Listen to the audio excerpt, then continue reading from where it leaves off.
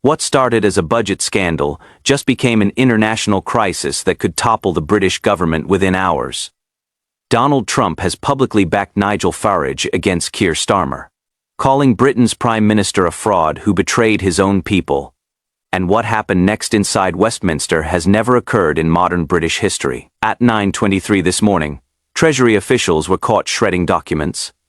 3 senior civil servants have already hired criminal defense lawyers. Starmer's own cabinet is preparing to remove him before the week ends. But here is what nobody saw coming. Farage didn't just expose hidden costs. He revealed a systematic cover-up, so deep that American intelligence services are now monitoring the situation. If you think the £43 billion scandal was devastating, what I am about to show you will fundamentally change how you see British democracy forever. The crisis exploded at 6:47 yesterday morning when Donald Trump posted a message that sent shockwaves through every government building in Westminster. Nigel Farage is a true patriot who exposed the biggest government fraud in British history. Trump wrote to his 95 million followers. Starmer and his corrupt Labour Party got caught stealing from pensioners and veterans to fund illegal immigration. The UK deserves better. America stands with the British people. Within 90 minutes, that post had been viewed 47 million times. Foreign governments issued emergency statements. Currency markets reacted immediately. Inside Downing Street, aides described scenes of absolute panic as they realized this budget scandal had just become an international incident, with the most powerful incoming American president publicly backing their chief political opponent. But Trump wasn't finished. At 8:15 British time, he posted again. This one was even more devastating. Spoke with Nigel this morning. Great conversation. He showed me documents that prove Labour knew about the hidden billions for months. This is criminal behavior. Farage should be Prime Minister. That single post changed everything. A former and future American president had just endorsed regime change in Britain's government. Constitutional experts scrambled to respond. Diplomats issued emergency communications, and Starmer's government went into full crisis mode.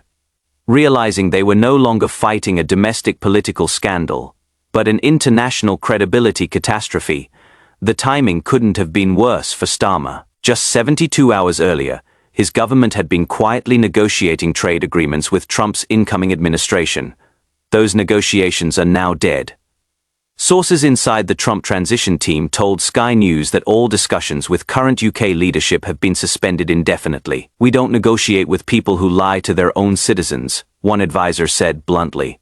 The Prime Minister has zero credibility with President Trump, zero. Think about what that means for Britain's economic future. Post-Brexit trade with America was supposed to offset European losses. Those deals required trust, goodwill, and stable government. Starmer has destroyed all three in less than a week. Inside Reform UK headquarters, Farage's team worked through the night preparing their response to Trump's endorsement.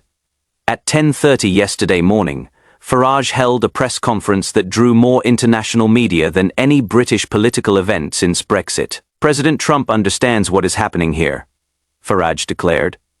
Standing before cameras from CNN, Fox News, Al Jazeera, and every major British network, he sees a government that lied to its people, hid billions in costs, and prioritized illegal migrants over citizens who built this nation. America's next president recognizes that Britain deserves leadership that tells the truth.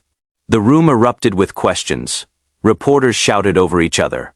Farage stood calm, controlled, presidential in a way Starmer hasn't managed in months. But then came the revelation that made jaws drop across Westminster. Farage announced he had received additional leaked documents overnight, not from British sources this time. These came from international financial institutions who had been monitoring Labour's fiscal deception for weeks. Goldman Sachs internal assessments, he revealed, holding up a thick folder marked confidential. JP Morgan risk analyses, Deutsche Bank compliance warnings. Every major financial institution knew this budget was built on lies. They warned the Treasury privately, and Labour ignored them because the truth would have cost them politically. The documents showed something extraordinary. International banks had flagged Labour's budget projections as unrealistic, bordering on fraudulent as early as September. They requested meetings with Treasury officials, Those meetings were cancelled repeatedly when Goldman Sachs threatened to issue public warnings.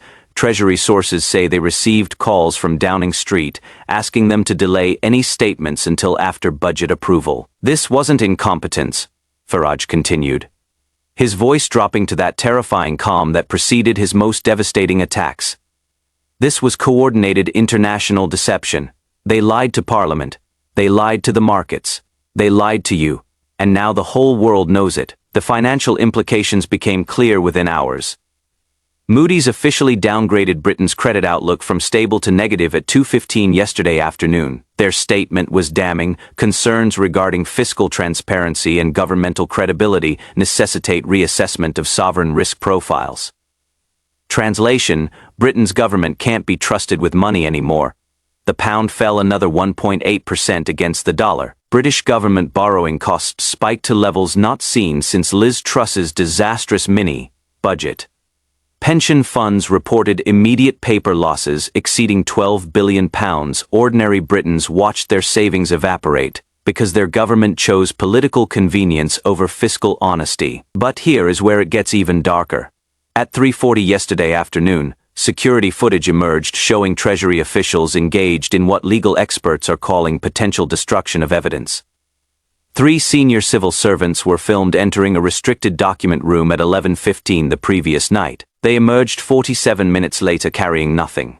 But building logs show the industrial shredder in that wing operated continuously during their visit, when confronted by journalists outside his home this morning.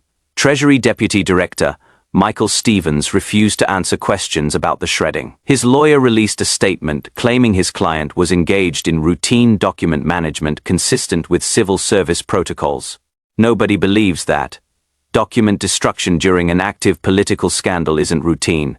It is potentially criminal obstruction. The Metropolitan Police confirmed this morning they have received formal requests to investigate possible misconduct in public office related to Treasury operations. While no investigation has officially opened, sources say preliminary assessments are underway. The possibility of serving government officials facing criminal charges over budget deception has never been more real. Meanwhile, the human cost of this scandal continues devastating ordinary families across Britain. Thomas Anderson, a 67-year-old former steelworker from Sheffield, collapsed outside his local benefits office yesterday morning. Paramedics treated him for stress-related cardiac symptoms. He'd just been told his pension credit application was delayed by 8 weeks due to departmental backlog. 8 weeks he doesn't have. His heating was cut off last Tuesday. His wife Patricia, who suffers from severe arthritis, hasn't left their freezing bedroom in 4 days because the rest of their home is too cold. 43 years I worked, Thomas told reporters from his hospital bed, oxygen tube in his nose, eyes wet with exhaustion and rage. Paid every tax, never claimed a penny I didn't earn. And they're spending billions on people who just arrived while my wife shivers in our own home. His story went viral within hours. 3 million views on social media comments filled with similar testimonies from pensioners across Britain who feel utterly abandoned by a government that promised to protect them. In Blackpool, 74-year-old widow Doreen Mitchell made a choice no grandmother should face. She sold her late husband's war medals to pay for groceries. Those medals represented his service in the Falklands. 40 years of marriage. Memories she can never replace. They went for £340 at a local pawn shop. That money will last her maybe 6 weeks. Harold would understand, she said quietly, clutching a photograph of her husband in his naval uniform. He always put family first, but he'd be ashamed of what this country has become. Her granddaughter posted the story online. It has been shared 2.1 million times. The contrast with government spending priorities has ignited fury that crosses every political boundary. Labour's internal collapse accelerated overnight in ways that shocked even veteran political observers. Deputy Prime Minister Angela Rayner convened a secret meeting of senior MPs at 9 p.m. yesterday in a Westminster hotel room 23 members attended. The subject wasn't how to save Starmer's government. It was how to replace him before he drags everyone down. Sources present described Rayner as coldly pragmatic. The numbers don't lie, she allegedly told the assembled MPs. We're finished if we defend this budget. We're finished if we defend him. Our only chance is a clean break, new leadership, full transparency about what went wrong. Names were discussed. Rayner herself, David Lammy, Wes Streeting, even figures from Labour's backbenches who haven't held cabinet positions. The consensus was brutal. Anyone associated with the budget deception is politically radioactive. But here is the complication. Nobody expected. Rachel Reeves isn't going quietly. Sources close to the Chancellor say she is prepared to release her own documents proving Starmer personally approved the budget strategy in private meetings. "If I am going down," one ally quoted her saying, "I am not going alone. The Prime Minister knew everything. He made the calls, he gave the orders. I was following his direction." This threat has paralyzed Labour's crisis response. If Reeves releases those documents, Starmer faces not just political destruction, but potential legal exposure. If she doesn't, she becomes the sole scapegoat for a scandal that implicates the entire cabinet. Neither outcome saves the government. Both outcomes guarantee Labour's electoral annihilation. But here is what made the situation even more explosive. Farage wasn't finished revealing secrets.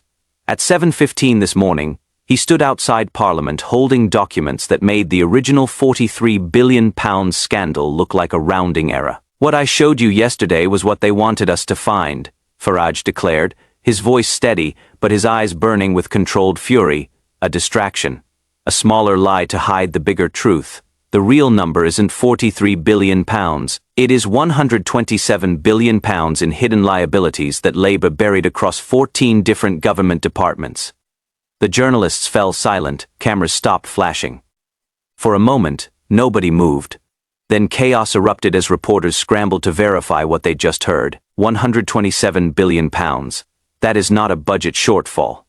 That is a national emergency. That is the kind of number that collapses governments, currencies, and entire economic systems. Donald Trump responded to the new revelations within 2 hours. His post was shorter this time, but somehow even more devastating. $127 billion hidden from the British people, exposed by Nigel Farage. These Labour crooks make Biden look honest. UK needs new leadership now. The word crooks landed like a grenade in Downing Street. A future American president had just publicly accused Britain's government of criminal behavior. Diplomatic protocols were shattered. The special relationship, already strained, now faced its most serious crisis since the Suez debacle in 1956. Inside Downing Street, the paralysis had become total. Starmer cancelled his morning briefings. His afternoon schedule was cleared. Aides reported he spent 3 hours alone in his office, refusing calls from cabinet ministers and party officials. When he finally emerged at 2 p.m., witnesses described a man who looked physically diminished. His face was grey. His hands trembled slightly. The polls released this morning confirmed Reform's surge had accelerated beyond anyone's predictions. YouGov's latest survey showed Reform UK at 31%. Conservatives at 28%, and Labour collapsed to 19%. For the first time ever, Nigel Farage's party led all others in national polling. But what is coming tomorrow morning? The revelation that sources say will finally end this government makes everything that has happened so far look like mere prelude. The documents Farage hasn't released yet don't just prove deception. They prove that Starmer personally ordered evidence destroyed when he learned investigations were coming. And if that is true, the Prime Minister won't just lose his job. He could lose his freedom. Britain stands at the edge of something unprecedented. A government exposed, a Prime Minister cornered, a Chancellor preparing to betray her own leader to save herself. International markets fleeing, criminal investigations circling, and Nigel Farage holding documents that could send serving ministers to prison. Donald Trump watches from Washington, ready to embrace new British leadership the moment Starmer falls. The £127 billion lie didn't just destroy a budget. It destroyed trust itself. And trust, once shattered this completely, doesn't return. The question isn't whether this government survives anymore. It is whether British democracy can recover from the deepest deception in its modern history. The next 48 hours will decide everything, and nothing will ever be the same.